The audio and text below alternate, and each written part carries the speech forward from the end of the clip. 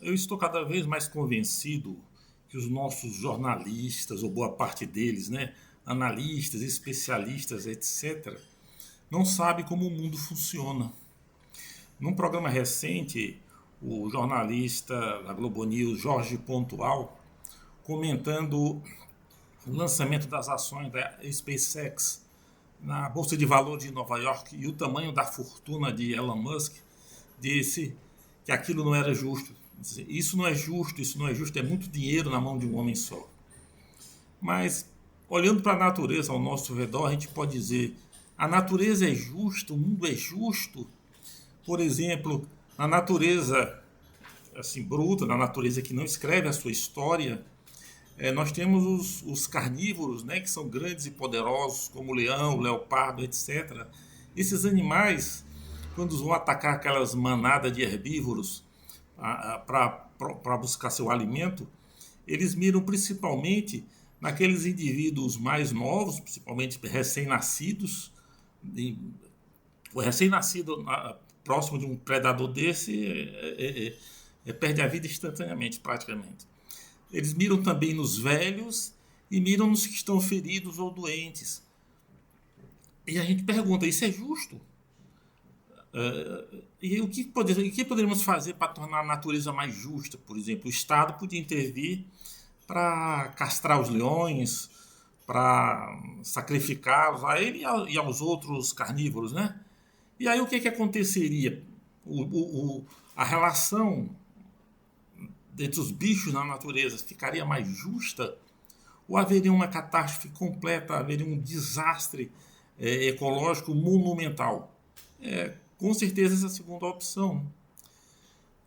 Agora a gente pode perguntar também: é justo que uma pessoa como uma Ivete Sangalo, um Caetano Veloso e outros artistas de alto nível tenham em si essa soma de talentos que faz ele ou ela concentrarem a grande maioria dos consumidores de arte e cultura no Brasil completamente apaixonados pelo valor da sua arte, pela sua sensibilidade, pela sua poesia, etc., em detrimento de milhares de outros artistas, milhares de outros jovens, homens e mulheres que estão lutando para poder também viver da sua arte com grande dificuldade e não estão conseguindo muitas vezes. Quantas pessoas não ficaram ao longo do caminho lutando para que o seu pendor artístico, o seu dom artístico fosse um dia reconhecido e nunca foi, nunca conseguiram. É justo que um Caetano, um Ivete Sangalo, um Chico Buarque concentrem tanto talento em sua pessoa em detrimento de todos os outros que estão aí lutando também para ser artista reconhecido? Que dizer, por exemplo, de um Pelé, de um Garrincha, um Vinícius Júnior, Neymar, concentrando em si tanto talento, fazendo apresentações maravilhosas do esporte, motivando outras pessoas ao esporte, movimentando uma fortuna, criando muitos empregos, etc., só com seu talento, enquanto milhares de outros estão aí penando nas várzeas, tentando seu lugarzinho ao sol também, tentando se projetar também como jogador de futebol, como atleta de uma maneira geral, e não conseguem. Por que alguns são tão dotados de talento e conseguem, e a sua carreira engrena tão fácil enquanto outros nunca conseguem? Né? Quer dizer, isso não é uma coisa que eles adquirem esse talento treinando, exercitando. É uma coisa que nasce com eles. Isso é justo? Né? E aí o que poderíamos fazer para tornar isso mais justo? O Estado poderia, por exemplo, intervir e dizer assim: a Ivete Sangalo só vai poder, e outras como ela só vão poder fazer um show por mês. Caetano Veloso e outros compositores também brilhantes, o Chico Buarque e outros desse tipo, vão fazer apenas jingles comerciais para empresas na televisão, etc.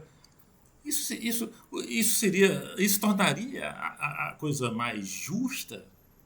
Isso tornaria a sociedade mais justa, melhor? Isso melhoraria a sociedade? Né? Ou tornaria apenas a nossa cultura, o nosso esporte mais pobres, menos importante e até ridículos com uma lei dessas. E aí vem a minha pergunta: se vale para um lado, por que não vale para o outro? Porque, por exemplo, um homem como Elon Musk, ele tem um talento para a atividade empresarial, ele consegue mobilizar recursos, apontar caminhos com uma facilidade impressionante. Né? O dinheiro dele, o dinheiro que ele conquista, gente, não é um dinheiro, não é uma coisa que ele obriga, não é um imposto, é dinheiro voluntário de pessoas que acreditam no talento dele de gerar mais riquezas ainda. Não só para ele, Elon Musk, mas para todos os outros que estão por perto. Quer dizer, os investidores da SpaceX, Starlink e outras empresas do Elon Musk, eles estão investindo em si próprios para poder também ganhar dinheiro naqueles negócios para os quais Elon Musk tem uma visão especial e consegue ver e consegue produzir uma realidade que é palpável, não é só teoria, não é só discurso vazio, não é só jogo de amizades, por exemplo, como no caso de Daniel Vorcaro. Por exemplo, as empresas de Elon Musk, para vocês terem uma ideia, essas empresas dele já registraram entre 4.500 e 7.000 inventos. Né? Para vocês terem uma noção comparativa, se vocês verem assim, por exemplo, as empresas dele têm em torno de 26 anos. A mais velha é o 26 e 27, né? A mais antiga é de 1999. A NASA, que tem já seus quase 70 anos, até agora só registrou 6.500 invenções, 6.500 inventos. Né? A USP, aqui, a Universidade de São Paulo, uma entidade gigantesca mobilizando estudiosos de várias áreas diferentes, tem um pouco mais de 2.000 inventos em toda a sua existência. Ela começou em 1937, já é nonagenária, né? Já vai quase para 100 anos. Então, é nisso que as pessoas que jogam seus milhões e seus bilhões nas ações da Starlink, da SpaceX e outras mais assim, estão apostando. Elas estão acreditando que ele vai gerar com as suas viagens a Marte, as suas tentativas de viagem a Marte, ele vai gerar mais tecnologia, mais inventos, e eles vão estar por perto e vão aproveitar desses inventos, dessa tecnologia inventada.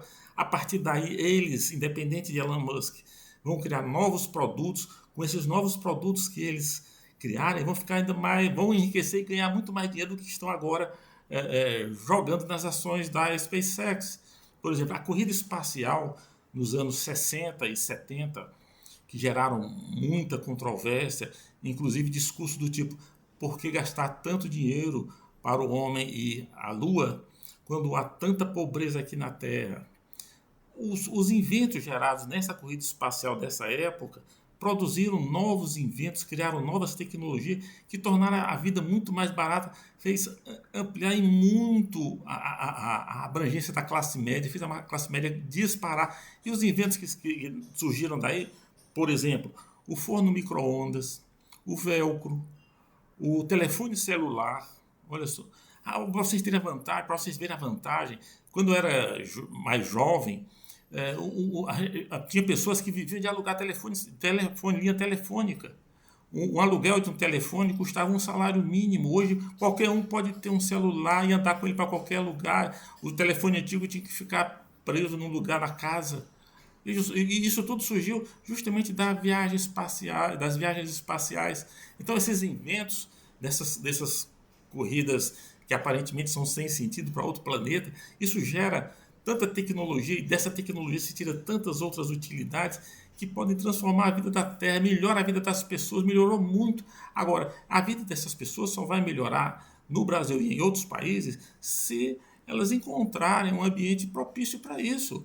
Se encontrarem um povo educado, vindo de boas escolas para fazer bom uso desses inventos e multiplicar com isso a riqueza nacional, a prosperidade nacional, se tiverem instituições sérias, consolidadas, se tiver um aparato jurídico minimamente confiável, aí sim esses resultados ou essas migalhas que caem desses empreendimentos poderão nos enriquecer também, todo e qualquer povo que tiver essas condições. Agora, não é de forma nenhuma, isso aí não é de forma nenhuma fruto de uma injustiça. É ele aproveitando ao máximo aquilo que a natureza lhe deu. Ele não tem o direito humano de aproveitar a sua capacidade, o seu talento, o seu potencial em prol de se enriquecer, de viver bem, mas também de enriquecer a humanidade. Isso ele não está saqueando, ele não está metendo um revólver na cabeça das pessoas e obrigando ela a dar o dinheiro. Ou fazendo como o Estado, criando uma lei que obriga você a pagar tanto para o Estado da sua atividade econômica. Ele está fazendo coisas que oferece livremente para a sociedade livremente as aceita ou não. E isso não é justo? O que seria justo? Seria o Estado determinar o que você vai comprar, o que você não vai comprar, de quem você vai comprar e de quem você não pode comprar? Então não existe nada mais justo do que isso que está acontecendo. Como não existe nada mais agradável do que você ver um grande artista se apresentando no palco, um grande jogador se apresentando no campo de futebol.